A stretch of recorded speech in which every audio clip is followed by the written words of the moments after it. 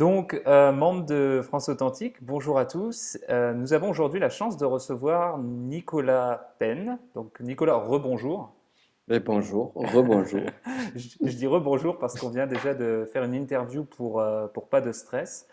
Et je vous invite tous à regarder cette interview avant d'aller plus loin parce que vous allez en apprendre pas mal déjà sur Nicolas, sur ce qu'il fait et sur son domaine d'expertise. Et la vidéo qu'on vient d'enregistrer, ben, je la trouve super parce qu'en une vingtaine de minutes, moi-même qui me suis déjà intéressé au sujet de la PNL et du développement personnel, ben, j'ai appris plein de choses. Donc je vous recommande vraiment d'aller regarder cette vidéo. Mais pour ceux qui n'auront pas la volonté de le faire, Nicolas, je te demanderai de te présenter vraiment brièvement en 2 minutes, nous dire ce que tu fais et ce qu'est la PNL. Ok, rapidement. Moi, je m'appelle Nicolas Penn. Mes spécialités, ce sont la PNL et l'hypnose. Je les utilise sur divers domaines. Je fais des formations, des conférences et du coaching pour entrepreneurs. Pour en venir sur la PNL en tant que telle, ce qu'on appelle programmation neuro-linguistique. Donc, en 2 mots, c'est un outil de développement personnel. Et deux, c'est un outil pour modéliser une personne l'excellence humaine, une personne qui réussit très bien dans une activité. Comment fait-elle et comment je peux faire pareil qu'elle? Et de même, comment je peux développer de nouvelles compétences et être meilleur dans les différents aspects de ma vie. Super, donc non, c'est vraiment important que vous alliez voir l'autre vidéo parce que voilà, Nicolas nous a parlé vraiment de la PNL, de ce que c'est et on a abordé les sujets des affirmations et de la visualisation qui sont des outils très puissants du travail sur l'inconscient pour atteindre ses objectifs. Donc je vous recommande d'aller voir cette vidéo. Et dans celle-ci, en fait, ce que Nicolas va faire, enfin ce que j'aimerais que tu fasses, Nicolas, c'est que tu aides les membres de la famille France Authentique à vaincre leurs problèmes d'émotion. Parce que euh, moi-même, j'ai eu l'opportunité d'aller vivre à l'étranger et d'apprendre une autre langue. Donc j'ai vécu en Autriche et j'ai appris l'allemand. Et je suis convaincu du fait que c'est souvent nos problèmes d'émotion qui nous empêchent de parler une langue étrangère et c'est souvent le manque de confiance en soi. Donc on a peur d'utiliser la langue étrangère, on a peur de faire des erreurs, etc. Et au quotidien, c'est ce que les membres de la famille Français Authentique me disent, j'ai peur de parler français, etc. Et je suis sûr que les outils de PNL que toi tu enseignes pourraient les aider à résoudre ce problème. Donc comment tu vois Effectivement. ça? Alors, ouais, c'est un vaste sujet sur la gestion émotionnelle, mais ça revient à une petite expérience personnelle sur ma pratique de l'anglais, où justement, j'étais, bon, je parlais anglais, mais j'ai jamais été fluent Mhm. en anglais, donc j'ai jamais été euh, très un grand, euh, un grand orateur sur l'anglais jusqu'à présent, parce que j'y travaille.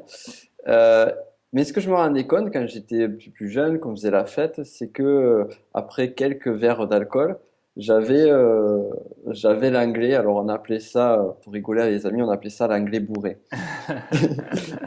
Et finalement, c'était pas forcément des structures grammaticales n'étaient pas forcément meilleures, voire elles étaient pires. Mais les discussions se faisaient beaucoup plus facilement, avec beaucoup plus de fluidité. Et j'en viens justement au sujet, c'est qu'est-ce qui fait la différence en fait? Qu'est-ce qui fait ce switch-là? Et tu l'as dit, tu as dit le mot, c'est l'état émotionnel, l'état dans lequel on est. Et généralement, donc, c'est vrai que l'alcool, c'est pas forcément, d'ailleurs, je décommande, je déconseille cette dynamique-là, mais ça va nous inhiber, ça va inhiber nos peurs, ça va enlever certains de nos freins. Heureusement, il est possible, avec des outils comme la PNL, l'hypnose et plein d'autres outils, de lever ces barrières-là, de lever ces barrières émotionnelles. Moi, ce que j'aime bien dire, c'est que déjà, en premier lieu, c'est de prendre conscience de ses émotions. Dire, généralement, on dit, j'ai pas peur, j'ai pas peur, j'ai pas peur. Mais bon, j'ai pas peur, je vais pas avoir peur, je vais pas avoir peur. Dire, bon, ok, là, pour l'instant, j'ai peur. C'est pas grave. On y va. J'ai rien qu'accepter l'émotion. Mhm. Parce que la plupart du temps, on a tendance à dire, non, non, ne viens pas. Oui, oui, oui, à fermer les yeux, ça, j'en ai parlé, j'ai écrit un livre digital où Ouais, justement je parlais des émotions et c'est aussi une chose que je conseille de faire parce que ça, moi, ça m'a beaucoup aidé. Comme tu dis, au départ, j'étais là, donc j'ai pas peur, c'est pas grave, je vais parler en réunion devant 10 personnes en allemand, j'ai pas peur alors que j'avais peur. Et comme tu dis, le fait de prendre conscience déjà du problème, se dire, bon, j'ai peur, j'appréhende, mais c'est normal, c'est le cas de tout le monde. Déjà, ça aide à vraiment travailler sur ses émotions. Donc ça, enfin, je vais vraiment dans ton sens où c'est un exemple qui, moi, m'a beaucoup aidé personnellement. Super. Ouais, parce que ça, c'est vraiment clé. Et ouais, c'est un très très bon point. Bien, ok, voilà. Déjà, j'assume, je dis, ok, j'accepte cette émotion. Maintenant, on va se dire, ok. euh, alors, petit exercice facile, parce que là, on n'a pas forcément trop le temps de travailler plus sur le sujet. Il y aurait différents axes d'approche. Donc, parfois, il peut y avoir une croyance qui est très forte chez la personne qui la bloque. Mais donc, si on reste d'un point de vue purement émotionnel, c'est dire, ok, j'ai euh, j'ai peur. Comment je peux faire? Donc, j'accepte ma peur. Maintenant, comment je peux faire pour aller au-delà de ma peur? Alors là, en fait, c'est d'arriver à créer une émotion qui soit une émotion aidante. Donc, ça peut être de la confiance en soi, de l'assurance, de la sérénité, peu importe. Déjà, qualifier l'émotion que l'on souhaite avoir à la place. Mhm. Quel étage émotionnel souhaite... J'arrive pas à parler, moi. Est-ce que je souhaiterais avoir... Est-ce que je Ouais, souhaiterais avoir? bon. On mettra Tu, ça sur le coup de la fatigue. tu devrais pratiquer la PNL pour t'aider, Nicolas. Ouais, je crois. Je crois que ça serait utile. Mais en tout cas, oui, donc déjà prendre conscience des émotions et les Ouais, remplacer par des émotions, enfin prendre conscience des émotions négatives et les remplacer par des émotions positives en gros. voilà. Alors la question, c'est voilà, c'est comment on fait pour avoir une émotion positive. Si je te dis, sois enthousiaste, C'est dur. voilà, Oui. c'est difficile de, comme ça, d'un claquement de doigts, de changer d'état émotionnel. Donc la clé, en fait, elle peut être, en fait, il y a plusieurs clés d'entrée. Moi, l'une que j'ai envie enfin, que j'invite justement ceux qui nous écoutent à mettre en application, c'est se rappeler un souvenir qui n'a peut-être rien à voir avec la situation, qui est d'un contexte complètement différent, mais qui a l'émotion que la personne souhaite avoir. Mhm. Admettons, je souhaite avoir confiance en moi lorsque je parle. Eh bien, je peux me rappeler d'un souvenir d'un moment où je jouais au tennis et j'avais une très grande confiance en moi au point que j'ai gagné ce match de tennis. Et revivre ce souvenir-là. Et indirectement, l'émotion, le fait de revivre le souvenir, va ramener l'émotion liée à ça.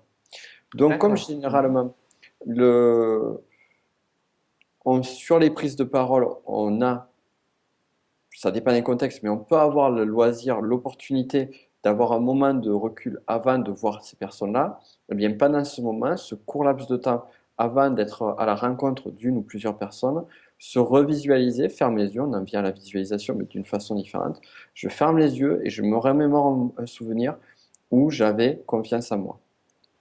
D'accord. Oui, ça c'est effectivement puissant. Je suis en train en même temps, pendant que tu expliques tout ça, de réfléchir à des cas personnels. Et effectivement, c'est relativement simple, je pense, à mettre en place parce qu'on a tous dans notre vie des choses qu'on a réussi à faire et Exactement.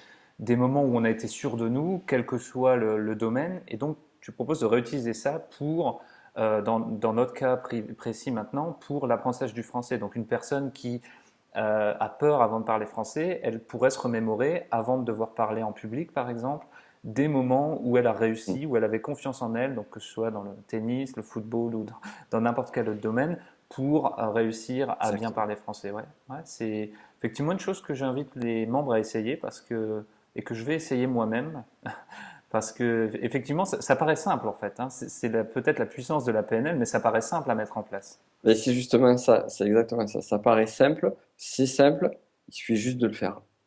Et c'est là tout le truc. Et, euh, et donc, en fait, là aussi, on en vient à la puissance de l'inconscient, de notre inconscient.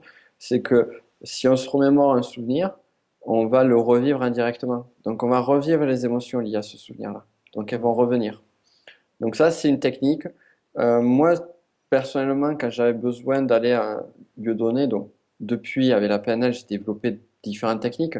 Mais initialement, ce que j'utilisais beaucoup, et je faisais ça beaucoup quand j'étais adolescent et étudiant adulte, enfin, chaque fois que j'allais en cours et que j'avais besoin d'un peps de motivation, c'est j'utilisais autre chose qui marche très bien et qui est lié un peu au même phénomène, même si la technique est différente, c'est la musique. Je me Ok. servais beaucoup, moi, pour moi, la musique marchait beaucoup. Je me servais beaucoup de la musique, d'une musique en particulier, qui me générait une émotion liée à ce que je voulais avoir. Je voulais avoir de la détermination, j'écoutais une musique qui me donnait de la détermination. Je voulais avoir de la confiance en moi, j'écoutais une musique qui me donnait de la confiance en moi. Et on le vit quasiment tous. Lorsqu'on écoute certaines musiques, on est triste. Lorsqu'on écoute certaines Oui. musiques, on a une patate de fou. Mhm. Donc, ça marche. Alors, pourquoi ne pas l'utiliser dans ce contexte-là?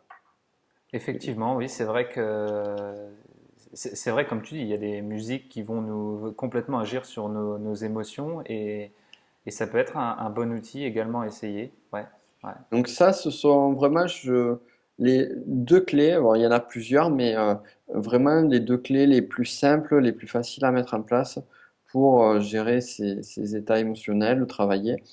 Et faut vraiment voir ça au début comme des béquilles, dans le sens où au début, ça va aider à avoir confiance en soi, mais plus on met en place, on va dire, on va mettre ces clés-là, ça va marcher la première fois, ça va peut-être rater la seconde, puis ça va remarcher la troisième, la quatrième, rater la cinquième, et ainsi de suite. Mais au bout d'un moment, ça va devenir tellement naturel pour la personne qui va essayer ça qu'elle n'aura plus besoin de ces béquilles de départ. Mhm. Et, Ok.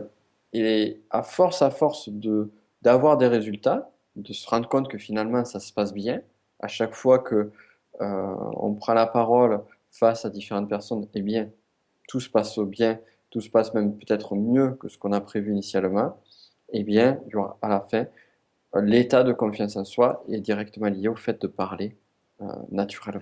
En fait, oui, on a un effet boule de neige et Voilà, on dit souvent que les émotions se travaillent comme des muscles, donc c'est un peu ce que tu confirmes. C'est le c'est fait, en ça. fait, de toujours les travailler, ça leur permet de se développer.